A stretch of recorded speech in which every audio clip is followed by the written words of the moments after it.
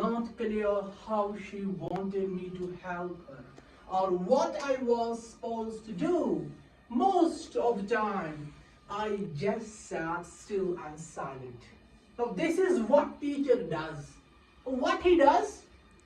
He sits silent. Teacher is doing nothing. Why? Because teacher wants Nora to do it by herself. Okay? Now teacher remains silent. Now see next what happens then.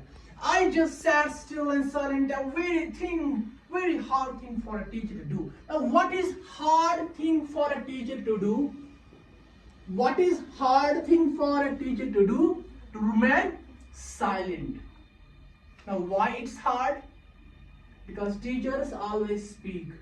Be it your English teacher, be it your science teacher, they always speak out because they have knowledge. They are knowledgeable. They are efficient intellectuals. Okay? So this teacher says that I was silent and this silence is really painful for me.